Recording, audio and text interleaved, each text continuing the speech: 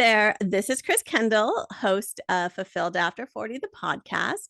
I'm super excited to have you back with us today. Today, we are going to be talking with Coach Dee about some new projects she's working on in her business. So, hi, Coach Dee. Welcome to the show. Thank you, Kris. I'm really excited to be on your show today. I've heard it and I loved it. So thank you for having me. Oh, good, good. Yeah, we're glad you're here.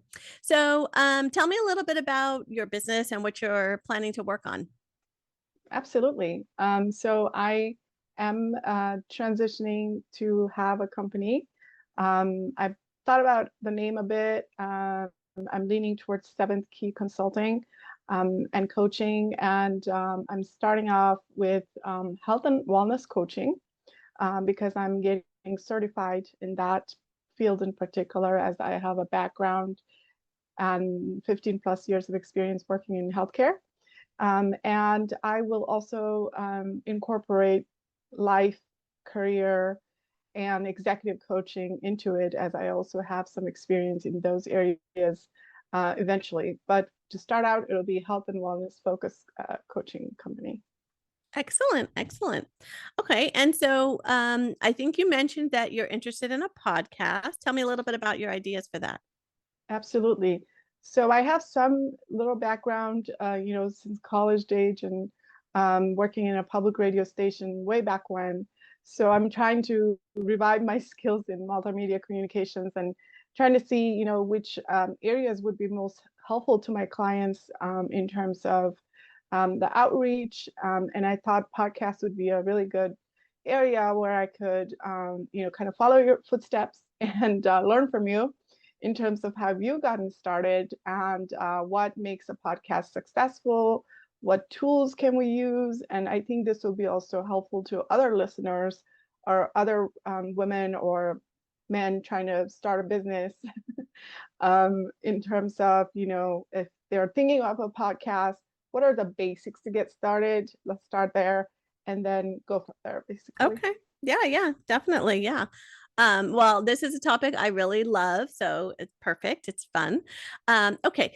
So the first thing I would suggest to a person who's planning a new podcast is to really think about what your goal is. So I did one 6 months ago that was just fun. It was like stream of consciousness. I just talked for an hour every week about random things. It was like the Seinfeld of podcasts, right? A show about nothing. It was just super random. That was really fun. And for me, what it did, it was kind of cathartic. It was just an opportunity for me to like share. Have you thought about what you want your show to do? What's the point of it? Absolutely. I'm a little more science oriented. So I like to think of my show, if I focus on, for example, health and wellness topics, I want to talk about evidence-based topics. The big one right now is sleep. So people are not getting good sleep or good amount of sleep. So I have done a lot of research and study, and as part of my certification, I'm required to go through actually a lot of hours of studying. And in there, I've also learned a lot about sleep. So I would share a little bit about what I learned in terms of, what is it that doesn't make you, sleep quickly at night or fall asleep, deeply through the night. Or I could have some subject matter experts that could come in and give their expertise in terms of what could help you with sleep. Okay. So that would be the type of topics I would focus on. Would that be like one episode? So this episode is going to be about sleep, and the next That's week's right. episode is going to be about diet or other things, exercise or other topics. Yes, Okay. absolutely. That's what I'm thinking right now. And obviously, it could change based on what the clients want. I would want their feedback after the first episode or two. And based on the feedback, I could tweak it, adjust it, make it whatever the clients want. Okay. So, I would suggest that maybe you put together like an editorial calendar with like say 6 or 10 topics that you think. So sleep would be one, the importance of walking 10,000 steps every day, or all the different things that you think would be interesting and relevant to your audience. So put Okay. together that list, maybe put in some bullet points.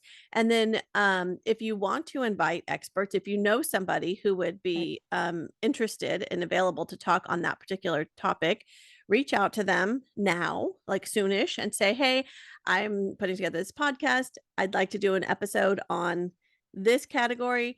Would you be interested in joining me as an expert and talking about it for 10 or 15 minutes, right? Mhm. And then if they agree, then you would want to, schedule that for whatever date. Either if you're going to be pre-recording, you could just pick any time that's convenient on their calendar. If it's a live show or a regular recorded show, like it's every Tuesday afternoon at 3 o'clock Pacific, something like that, then you would, need to pick a date, a Tuesday afternoon that works for them. And that's the date of this episode, and then work around it for all of your guests. So I would try to plan out a little bit in advance, which means that if after episode 1 somebody says, oh, but I want you to do a show about, you know how important it is to drink a glass of wine every day for your heart, then Yeah. you can't necessarily, if you're scheduling out and you've got speakers coming, it's a little bit harder to just say, okay, well, next week we're going to talk about wine instead of this, because you've got it planned out. So although I love the flexibility and I think that's important, and you want to fit in relevant topics where you Mhm. can, when you've got guests coming, and if you're building out a calendar, it gets a little bit tricky. But the other thing is, you could also say half of the show is going to be about this topic and the other half is going to be more open for things that come up, so you have that room to add in a random topic or something that's in the news yesterday. You can talk about it today, kind of a thing. So you want it to be flexible but not too flexible. You want it to be Yeah. structured but not too structured, right? So just leave Yeah. some room there. Okay, so that's the first thing, is kind of come up with the topic and Mhm. the goal. And then what one thing that I have not done and that I realized I'm not doing, and so I would encourage you to be more proactive about it, is to sell your product, right? So when I've been Mm. doing these episodes, I haven't been Mhm. saying, and if you'd like to hire me as a coach, here's how you do it. But for you, from episode 1, you might want to pre-record a little ad that would maybe Mhm. go in between, at the beginning, the end, or if you're doing like a break, or if you have 2 different topics, it could go right in the middle of like, hey, if you'd like to work with Coach Dee, here's how you get in touch with her, and just put together a 15-second ad, essentially. That's a If great people idea. I love that. That's a great tip. Thank you. Yep, yep. And I need to do that for myself as well. Maybe with this episode will be the first ad. Um, Right. Okay, and then so that's the starting point.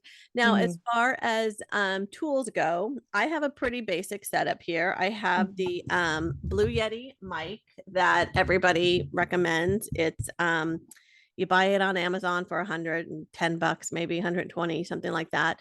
So it's not super expensive. I plug it right into my MacBook. I have a Mhm. couple ring lights for lighting, and right now I'm just using the speakers from my computer. I used to wear a headset, and sometimes I still do if there's any background noise. Mhm. But actually, with a microphone, it cuts out a lot of the background noise. Like, I've recorded, and like my Roomba will start Mm. 20 feet away Wow. from me, and it's so loud. And they said they couldn't hear it.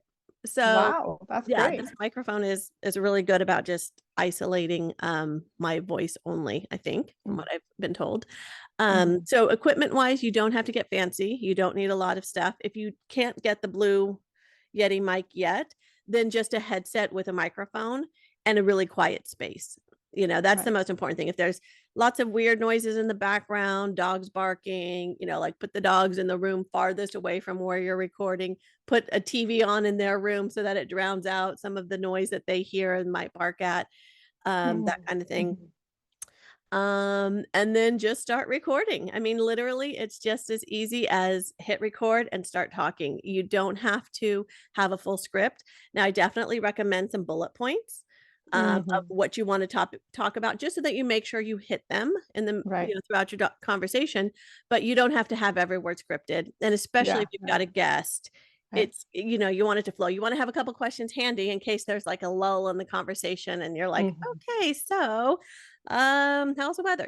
Like, make sure you've got a few things to kind of keep the conversation going. um But yeah, I think it's a really fun way to get people engaged and interactive with your audience. And when you bring on guests and sort of learn what they're interested in and their perspective on things. And sometimes you'll disagree with them, right? You might have a guest who's talking about something and you're like, I generally do things differently, or I tell my clients to go the other route. That's one route. I like the other route better. And that's okay. And it's really a great way for people to get to know you. Right, right. Good point. Okay. So with that information, what are your thoughts so far about a podcast? How are you feeling? Yeah. So far so good in terms of setting up, because it sounds very simplistic in terms of just getting that microphone and plugging it in. But I think as I know from my my classes in college, the editing part is harder. And I would like to learn more about what you do after you record as well. Yep. So I probably should hold a class on this because it's not really Yes. something I can describe. But I am using some pretty simple tools for the video piece since I'm recording video as well. I'm just using iMovie, and I'm pretty much recording all in one take, unless something really terrible happens. This is it. This is what people are going to see. So I might cut off the first couple seconds of us just chatting or sitting quietly. And then at the very end, until I hit the stop recording button, there's usually a little bit of tail that gets cut off on both ends. I found some music. I bought some royalty-free music that I put at the beginning with just a picture of my business, basically a graphic. And then I will add that to the front, put this conversation in the middle, and at the end I'll put the graphic again with my company, you know, my little ad graphic and the music again. And that's it. I mean, the editing, that part takes 20 minutes. Now, if you are trying to make it perfect, which I am clearly not, and you wanted to like cut out every and every single silence, like if we were just pondering for a moment and it was quiet and you wanted to cut that out, that's going to take a little bit more effort, but it's Hmm. the software. I'm using something called Podcastle, Castle. And Hmm. I think the first 3 hours were free. And then I went above that. So then I've upgraded to like an extra 6 hours per month, something like that, that Okay. you can upload and Yeah. edit or something like that. Okay. And then I'm published. And then, okay, so Podcastle for the audio piece, I'm using iMovie for the video. And then I download Okay. those. And then I'm publishing the podcast specifically with Buzzsprout. There's lots of tools that do this. There's less expensive tools that do this. I Hmm. Buzzsprout because I just, got a lot of referrals about it. So I decided to go for it. And Okay. so far it was very easy. And there were a couple of the sites, the podcast directories, the podcast companies, I guess, like the places like Spotify, Apple, Amazon. Hmm. There were a few that was just like literally I push a button and my podcast gets pushed to them. That's it. I Mm. had to go to that site and like set up an account. Like with Google and with Apple, I had to like log into theirs, agree to their terms, set up my podcast like name, picture, email, all that kind of stuff in there, the description. Hmm. And then back in Buzzsprout, I just hit the publish button and it gets published. But that was a one-time thing at the beginning, and then now they just every episode automatically gets published. Okay. So So I'm it's been taking super easy. notes. So the Buzzsprout was just to publish, right? Yeah, to Okay. to publish the finished episodes. So I Okay. edit them. I have an MP3 or an MP4 file on my Hmm. computer. Then I go to Buzzsprout and I upload the audio MP3. Okay. For the video, I'm publishing it in YouTube. Oh, YouTube also has a podcast option. So okay. you can add a podcast channel in YouTube. It's like a Okay. playlist, I guess. Yeah. And it only takes the audio of a Oh, video. okay. So I upload my video there and it's got the video version, a video playlist with all the episodes. And then it has a separate podcast list of just the Mm. audio. Um, so that's another channel that you can publish to. Okay. Separate podcast. I was going to ask you just that. how you do it on YouTube, because a lot of people these days, I'm finding the coaches, don't necessarily think that they need a website, as long as they have a YouTube handle or a channel. Mm, So because they think that you can, these days it's like the website is just a resting place, but YouTube is more dynamic, maybe. I have I'm not not sure. I have not heard that before, Yeah. so I don't know the reasoning behind that. I wouldn't think of YouTube as a replacement for a website, but Mhm. I guess if you're only video based, which I don't really know very many coaches who are video based. I mean, I'm doing it, but my coaching business is not going to be on video. Obviously, this is a separate No, thing. no, I mean, So, just for the podcast part. Yeah. okay.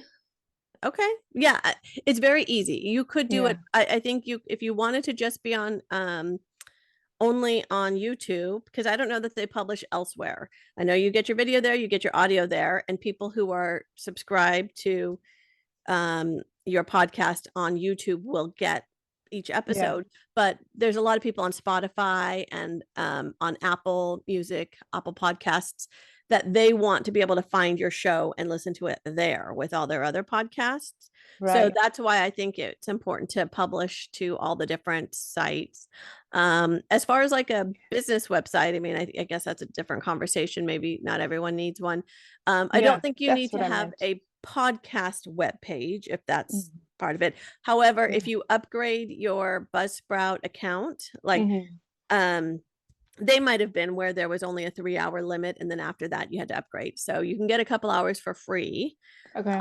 And then after I hit that limit, I upgraded. So now on Buzzsprout, they've given me like a web page that I could use, and it's got Mm. all the links to all the Spotify, Pandora, Apple, Yeah. So Amazon, it makes all those. sense for Buzzsprout to have a page, because there you can kind of have a repository of your, all the historical podcasts that you did and find it all in one page. I mean, obviously, you could still have a website. A lot of people do, but it's just like one line of thought that I've heard recently that a lot of coaches talked about. Maybe it was just in the groups that I was in, the Yeah, community yeah, of I think whatever coaches. works for you. Yeah. Yeah. So I would caution you, just in general, and I do this a lot with my publishing clients. Mhm.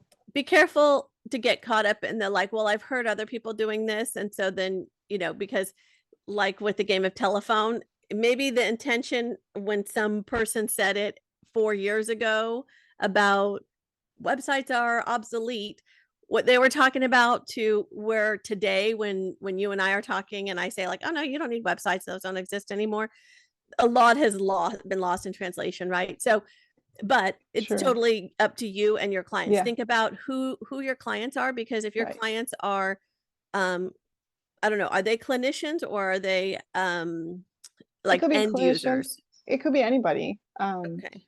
But the clinicians, may have some, preference too. For example, they're too busy and they just want one place to go and not have like multiple clicks through a website, and then the website will redirect them to somewhere else.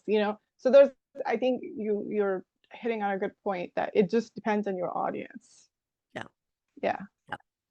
Yeah. And for me, I like to have um lots of touch points, lots of entry points. So if Mhm. people want to come to my website, if they want to come to my YouTube video, if they want to come to Right. my podcast, they want to come to me because they saw a post in social media or they are referred by a friend. I mean, there's lots of different ways for them to find that entry point. So yeah, Okay. whatever works. Yeah, Um, so personally, just one last thing. I am finding that my audience currently is probably going to connect to me on Instagram. okay. So I created, Seventh Key Coach D page. Very easy to, that's my plug right there, Seventh Key Coach D. uh, Excellent. to, have a main page on Instagram, and to start out that way. Excellent. Okay, so what are you posting on Instagram? So I just started literally like last night. So Oh, I have a LinkedIn page that I've started probably like a month ago, and then I've started connecting to people there with that same business page, and that one's under D Adhikari, Seventh Key Consulting. And then the Instagram, I basically, figured that it's a little more of a social media site than the LinkedIn, because LinkedIn is kind of plain, a very professional type of thing. There's not much. I mean, maybe it's changing now, I think, but Instagram can be colorful and like visually a little more appealing. And so I'm trying to put also, like a picture I took over the weekend of the Golden Gate Bridge, just to kind of put the visual appeal there, to kind of show, yeah, here I am in the San Francisco Bay Area. And so I'm building it basically, and I'm trying to, tell them, hey, your first 20 minutes is free if you want to try it out. And these are the areas I offer, which is health and wellness, career, life, executive coaching. So those are just basic things I have in there right now, but I will be putting a lot more content. For example, specific topics like I talked about earlier in terms of sleep, exercise, nutrition, anxiety, stress, whatever it is that are like hot topics right now, I could be building onto it. Yeah, no, that sounds really great. That's exciting. Yes, very exciting. I'm really excited to be on this journey and help people. The goal is to help maximum amount of people with their health and well-being. And that's my kind of motivation, because, to make money, there's a lot of ways, but this is to actually try to help people with something that's meaningful to them and that matters. And then obviously, we can still have our full-time job elsewhere too, doing our main career thing, which is for me is being a healthcare executive. Yeah, no, that's great. All right, good. Well, are there any other questions that you have for me at this time? No, this was great. I really enjoyed our conversation, and I look forward to listening to more and more of your podcasts, and I enjoy them. I know you cover a lot of variety of topics, so it's never boring. So thank you for giving me the tips. So hopefully maybe I'll have my own podcast too one day. We'll see. I don't know yet. I'm still exploring. But I think it's a great idea. I think it's a really good tool to have to, reach maximum amount of people. Yeah, So thank definitely. you. Good. Yes, of course. It's been my pleasure. I'm glad you were able to join us today. And I'll be looking for your podcast out there. You let me know when you're ready. And if you need help with editing, you call me. We'll figure it out. I will definitely be calling you if I get there. Once I get there, I should say. Yes, yes. Thank you, Good. Kris. All right. Thank you so much. Well, that was another great episode. It was really fun to talk to Coach Dee and learn more about her business and to answer some of her questions about podcasting. I hope that she got a lot of good information and that might even be helpful to you too if you're considering starting a podcast. I've had a lot of fun with it, so I definitely recommend it. And if you would like to be a guest on the show, please feel free to request a session at fulfilledafter40.com. And there's a link at the top upper right corner that says the podcast with a form for you to fill out. And as I promised to start talking about my actual coaching practice, if you are interested in a program, a one-on-one coaching program with me that is not recorded and publicly available to the world, I have several options for business or life coaching at fulfilledafter40.com. So you can check those out. And I would love to work with you. So until we meet again, have a great week and we'll talk soon.